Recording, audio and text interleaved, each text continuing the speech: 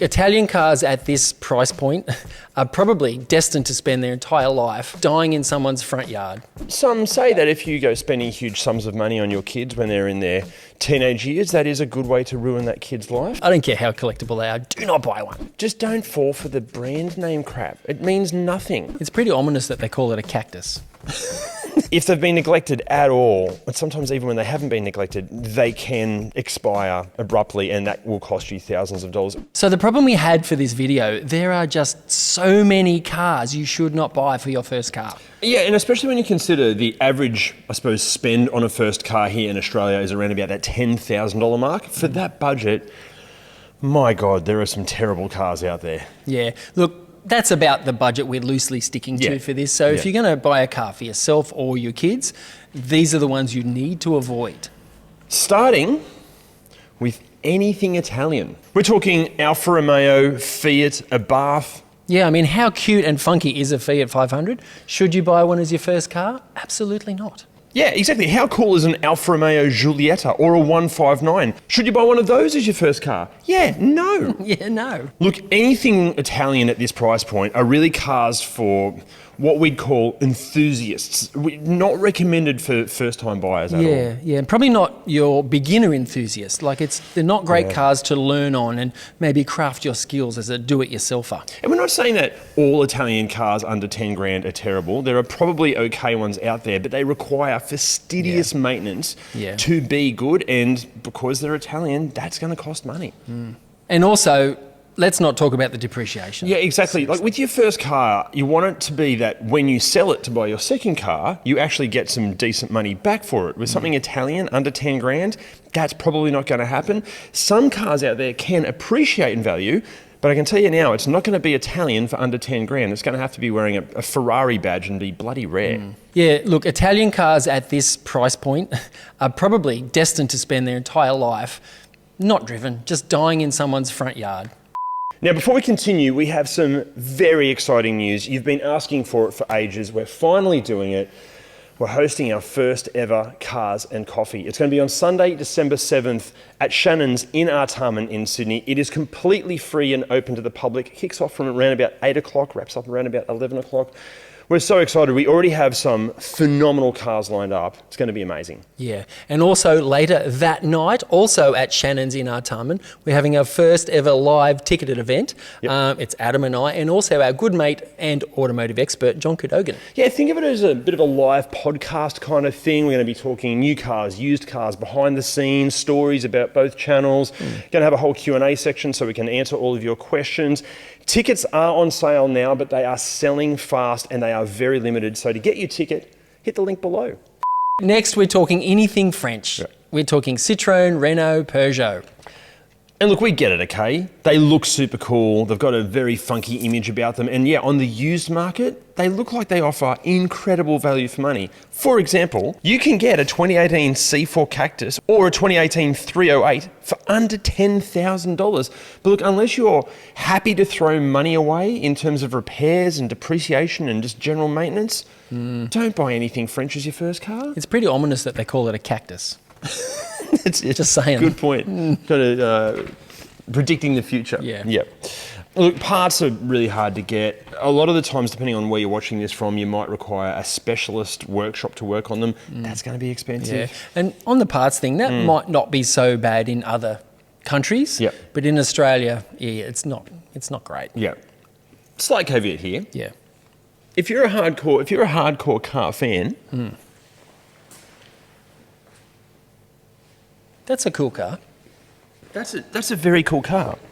It's a lot more than $10,000. Yeah, you're not going to get that for $10,000. And look, if you're looking at a Clio Sport or a Megane RS, like a much earlier one than that, for under $10,000, and you're happy to tinker with it all the time, even then, I think you're going to get one of them for under 10 grand. You probably might. Yeah, the first gen might. Yeah. Cool. But even then, I argue that, and this is coming from someone that has owned my fair share of, French hot hatches. Yeah.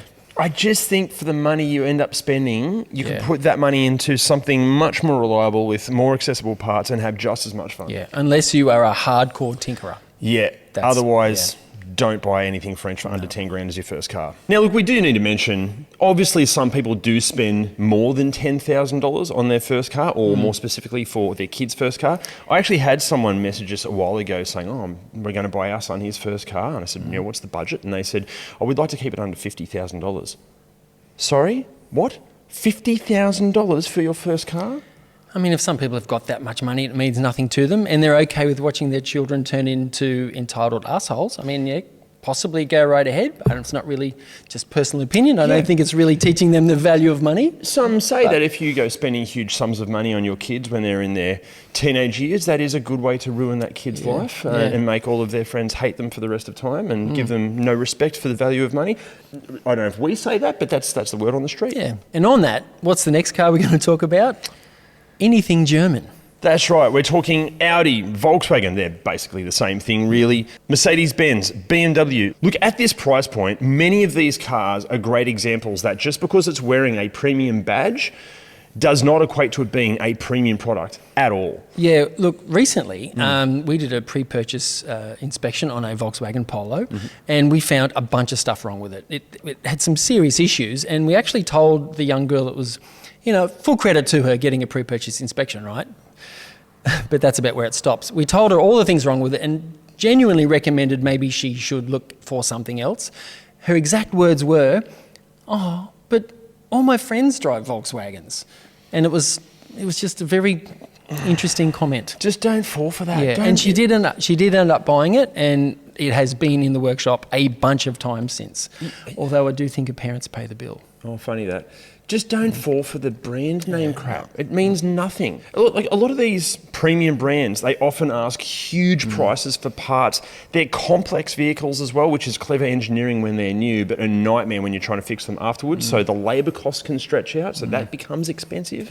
Insurance can be expensive. Yeah, nightmare. Yeah, look, they're not reliable. You really have to look past the brand appeal, because even when they're working properly, they're really not that special. And look, okay, little caveat here, okay? Again, if you're a bit of a car nerd and you want to spend your weekends tinkering on something, then okay, certain BMWs can be a really great first car for the tinkerers out there. And like really old school Mercedes-Benz, like anything kind of pre-1994, they can be tough. But let's face it, how many people are buying their first car and are capable of doing this level of tinkering? Exactly. Good on you if you are. That's an amazing talent, but not many people. Also, with cars sort of pre-90s, then you've got to look into safety and technology and how that's going for you as well. Yeah. Also, and look, technically these aren't German, but we wouldn't look at a Skoda or a Cupra or a Seat or even a Volvo as your first car either. Yeah, look, not at this price point. No. Okay, look, let's get out of the European Union for a little bit here. Let's go to, don't buy anything from England as your first car. Nothing British at all. We're talking Jaguar, Land Rover. Is it Jaguar or Jaguar? Jaguar? Jaguar. When did you become American? Jaguar. Jaguar. All right. Jaguar. We're talking... Okay. Okay. Right. Well, I got lost there. We're talking Jaguar. Okay. We're talking Jaguar, Land Rover, Range Rover. Look, do not fall for the badge appeal and sexy as hell designs. And look, we totally get it. Look at this one, more than 10 grand, but absolutely beautiful to look at. Even the ones under 10 grand are generally stunning. They're wonderful to be inside. They drive exquisitely.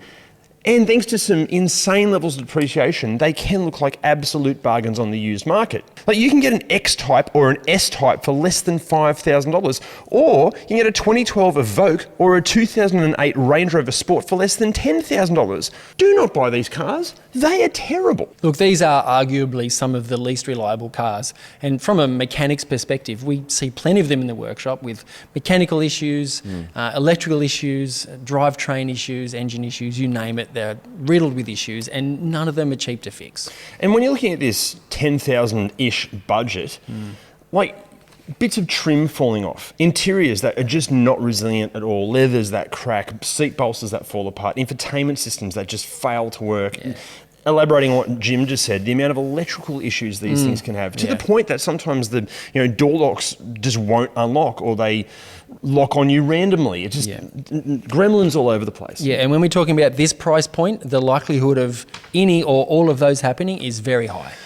And then, look, aside from all that, even when they are working at their best, they're nothing special. Like, aside from the badge or the brand appeal, they don't really offer anything. But you're too smart for that. You're not going to fall for that sort of crap. But seriously though, one of the biggest concerns here with all of these cars is just the cost of genuine parts.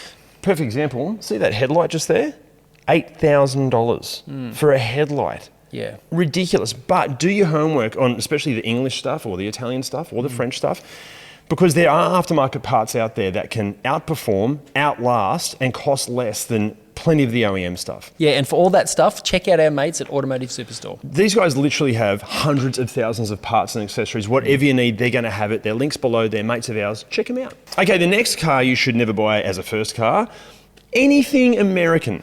Yeah, look, we're talking Jeep, Chrysler and Dodge. Yeah. All just a hard no. Yeah, look, a Jeep Grand Cherokee or a Compass or a Patriot or really whatever other model are just to be avoided due to, honestly, some of the worst build quality and worst reliability known to mankind. Look, yeah, plenty of owners have had, faultless experiences and with fastidious servicing, haven't had any issues for many hundreds of thousands of kilometres, but you're buying used, and are you 100% sure that the Jeep you're looking at has been treated like a newborn puppy since new? If not, don't buy it. Yeah, so Jim, I just need to read between the lines here. Are you saying that you should not buy like a PT Cruiser as a first car? Believe it or not, I'm saying do not buy a PT Cruiser. Even as your second or third Or are they fourth car? collectible now? I don't know. Oh, I hope not. I think they are. hope Still, I don't care how collectible they are. Do not buy one. And look, also with all of these American brands, the other question you have to ask yourself is like, what's the point at all? Let's say hypothetically you find one with a great service history and it's running faultlessly. It's still nothing special compared to other cars in this price point in the market. What do they offer that other things don't? I don't get it at all. Perhaps it's another version of brand appeal and just being loyal to the point where, I must have a Jeep because Jeep. Just don't fall for that. Yeah, No. Anything American, don't buy it as a first car. Okay, next up for this $10,000 first car budget, what else should you avoid?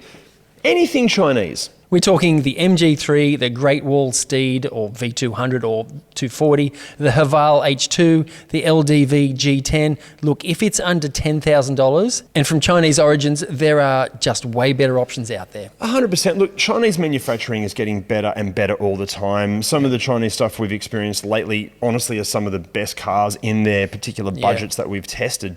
But we're talking way more than $10,000. At this price point, you're going to be looking at some of China's first attempts at mass-produced cars, and like anyone that does anything they're new at, you sometimes make some mistakes. And they're likely to have a few Ks on them. And let me tell you, a lot of the owners of these cars are not spending money on maintenance. And even those that are, the backup support for a lot of these is just not there. We know of plenty of MG3 owners that have had warranty repairs carried out, but then the car's sitting there for months waiting for parts to come in because there are no parts available for that particular car. That's right. And the other thing to consider here, these cars were cheap when they were new.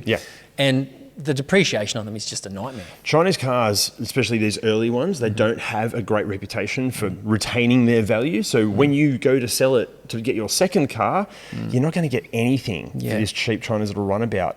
Just not worth the risk. Now, next up, some Australian cars. Australian sort of. Yeah, kind of. We're talking Holden and Ford. But even though most of the Fords at this price point are technically European, and the Holdens that you need to avoid, well, they're not Australian either. As for Ford, we think anything under 10 grand is just too risky. You're looking at Fiesta, Focus, Mondeo, EcoSport, Cougar, Ranger and Escape, and it's Escape that you should do. Okay, look, the Aussie stuff like the Falcon and the Territory can actually be pretty good first car buys, although I would caution anyone looking at any of those cars under 10 grand, they are likely to be rusty. In fact, they are definitely going to be rusty. And then for the non-Falcons and Territories, all these other Fords, they can just be so hit and miss in terms of like build quality and reliability. Yeah, and more miss. Some of the Fords with the power shift automatic transmissions and some of the early EcoBoost engines, just terrible. Yeah, shocking. And also at this price point, we just see so many that are completely neglected, no service history whatsoever, or any previous maintenance has just been, like corners have been cut financially all over the place. Yeah, and that can be said for nearly every one of these cars. At this price point, they are all likely to be very poorly maintained. Now, as for the Holdens, you need to steer clear of the Captiva and the Cruise. As we've said in other videos, these are potentially two of the worst cars ever made. Yeah, they are very popular amongst people who are buying cheap cars, and they are just terrible. But also, we wouldn't go near an Astra or a Barina or a Trax or a Vectra or a Viva or a Zafira either. Shoddy build quality, can have terrible reliability, parts can be hard to get, and it's all just too difficult for a first car. And again, these are all cars that even when they are at their best, they're just meh cars. They don't offer anything special at all. So just don't do it. Now, not necessarily a car, but something else you should avoid at all costs is really cheap, shitty wiper blades and really expensive OEM wiper blades. What you should do is what we do and get yourself a set of Wipertech wiper blades by hitting the link down below. That way you're going to get 15% off and free express shipping on really some of the best blades in the business. It's why we use them. And they're mates of ours and they're a great Aussie company. Show them some love. Hit the link down there. Do it, go on. Now, what other cars shouldn't you buy? Some Korean things. Yeah, we're talking certain Hyundais and Kias here. Now look, overall, most Hyundais and Kias in this sort of $10,000 price point generally are pretty good. Yeah, pretty most. good. You want to avoid anything with the Theta 2 engine or the Gamma 2 engine. So we're talking, here we go, the iX35, the Tucson, the Santa Fe, the Sonata, the Kia Sportage, the Kia Sorento, and the Optima. Mate, like, what's the story with these engines? Yeah, look, they were pretty shitty right off the bat. There was a whole bunch of manufacturing processes that caused them to fail, and even the ones that didn't fail had terrible oil consumption issues, and they were just a pretty all-round bad engine. A whole bunch of warranty support in some countries, but not necessarily in Australia. Just a whole lot of people forking out for new engines. And you'd like to think that if it's still on the road now and has heaps of kilometres on it and it's been serviced and maintained correctly, it could keep going. Or if it's might be okay. It's still a bit risky though. All the ones we see are massive oil burners. Yeah, it's pretty risky. And it's a shame because aside from the engines, they're actually really great cars. The suspension's tuned for Australian conditions. There's a lot of pros to them, but the con is the fact that as your first car at this budget, you don't want to be forking out for potentially a whole new engine because that could be more than what the car's even worth. Look, it's just a little bit too risky, when you consider what other cars are out there. Yeah. Now, you might have noticed a bit of a theme here, but just when you thought we were going to leave Japan out of this, you're wrong. There are some Japanese shockers too. Exactly. We're talking Nissans and Mitsubishi with a CVT. We're talking Mazdas with a diesel engine and Subarus with both a CVT and or a diesel engine. Yeah, especially the diesel engine. Yeah. Let's start with Nissan, okay? So their CVT issues are well documented. The problem here is, and we're talking the Dualis, the Qashqai, the Juke, the Ultima, the Pathfinder, the X-Trail, and the Cube. Quite often, the repair costs for these CVT drummers can actually be more than what the car is worth. I actually have friends going through this at the moment. They have, or I should say, had a Cube. And I think the repair bill's up to the $8,000 or $9,000 mark. The car's worth maybe $6,000. So you've got to a point where, the repairs are worth more than what they're ever going to get for the car. We're seeing that more and more. It's pretty common these days. And as for Mazda, well, you're looking mainly at the Mazda 6 and the CX-5, but with the diesel engines.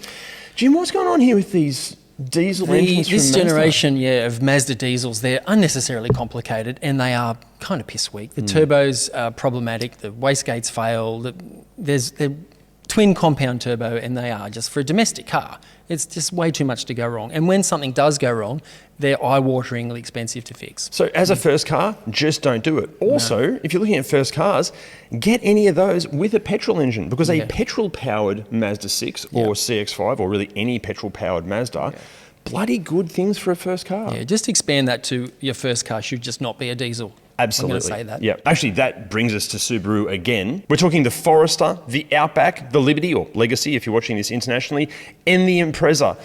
Okay, with fastidious maintenance, still no? Don't go near the diesel? Diesel? No, not ever. Okay. I don't care if it's had service every 5,000 kilometres. When something goes wrong, and it is likely, that it's just going to cost too much to fix, more than the car's worth. Now, with Mitsubishi, this is a bit of a hit and miss thing. We're talking ASX, we're talking Lancer, we're talking Outlander. Some of these can be really good. And we're even talking with the CVTs. They can be okay. The problem is what we found in our full review videos of them. If they've been neglected at all, but sometimes even when they haven't been neglected, they can expire Yeah. abruptly, and that will cost you thousands of dollars. Again, we just, as a first car, just don't think it's worth the risk. So in that case, what the bloody hell should you buy? Well, you know what? We're going to be filming that video next week, but we would love your input. Let us know in the comments what cars we should include in the first cars that you should buy. And in the meantime, we've done reviews of loads of these cars. All the links for them are down below. And that's good night from me. And it's good night from him.